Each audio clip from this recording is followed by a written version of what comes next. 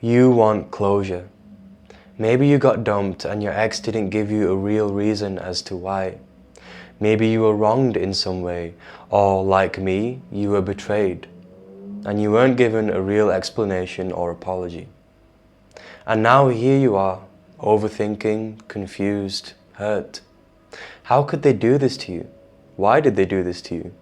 Could you have prevented this? Was it all a lie? You tell yourself that one last conversation will give you the closure you need to move on.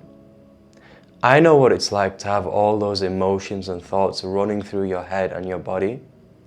But seeking closure from your ex, particularly if they've wronged you, is only going to hurt you even more. It leads to more questions and overthinking, keeping you stuck in a vicious cycle with the very person you claim you want to move on from. It's like feeding an addiction.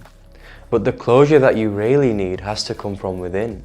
The answers are already there, and your ex can't possibly give them to you.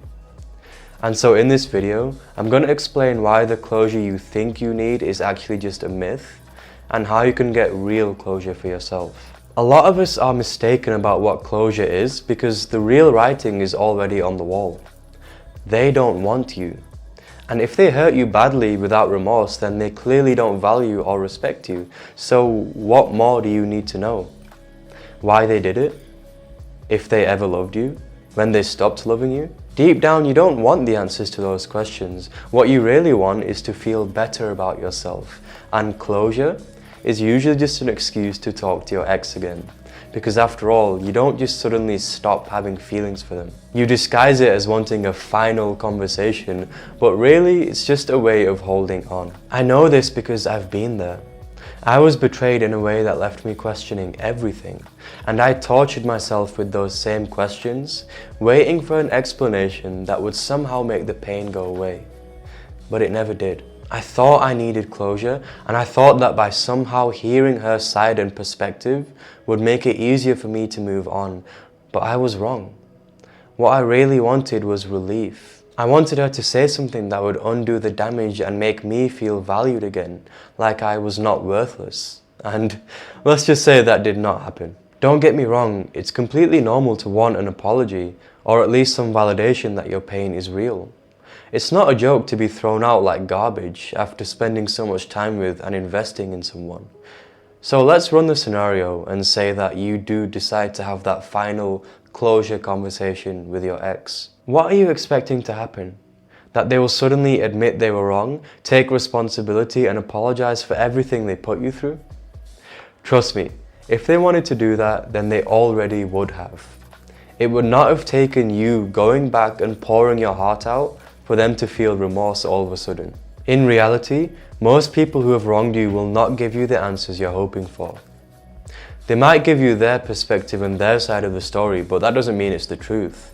More likely they'll avoid taking any responsibility, make themselves look good, and shift the blame onto you, or just show no remorse at all. Even if you do manage to get some answers from them, they will only lead to more questions in your head. So what happens next? Either you'll hear things from them that leave you more hurt and confused, or you will get back together with them. Those are realistically the two outcomes. And in both cases, you've gone in thinking that this is going to be a closure conversation, and you've come out with more pain, and you've reopened those old wounds. Because if you get back together with this person, they are going to treat you exactly the same. Look, when you're hurt, you want to make sense of things. You want clarity.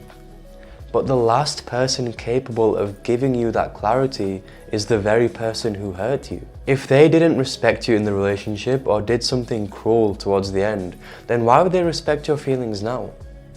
If they didn't value you enough to treat you kindly before, then why would they value you enough to ease your pain now? And if they betrayed you and your trust, then why would you believe a word that comes out of their mouth now?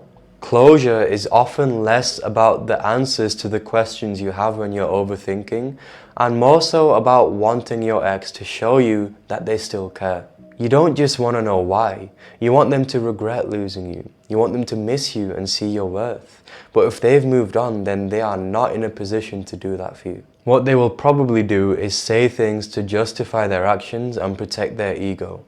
So take my word for it when I tell you that going back to your ex and looking for closure, whatever your real reason is that you have in your mind deep down, will only leave you feeling worse.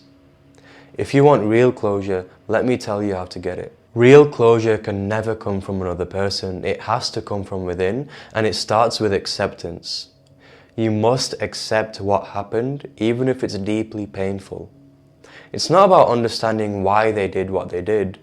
It's about understanding that they did it, and that there's nothing you can do to change it. Let go of the idea that you need a perfect explanation to move forward, because you don't.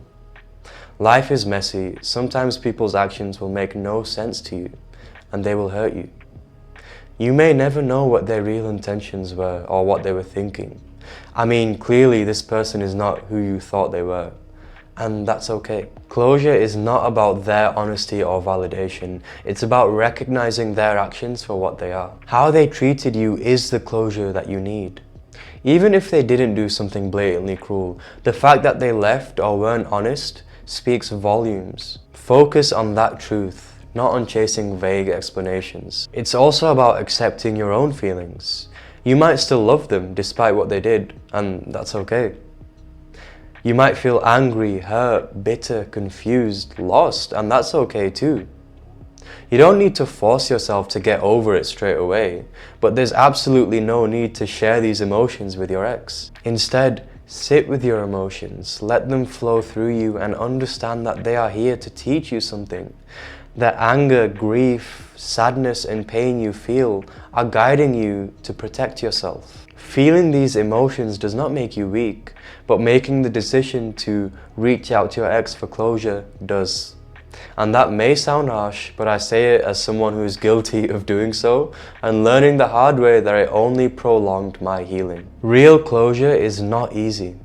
You do not have the luxury of picking up your phone and texting your ex anymore. And there will be moments where the questions creep back into your mind and you get tempted.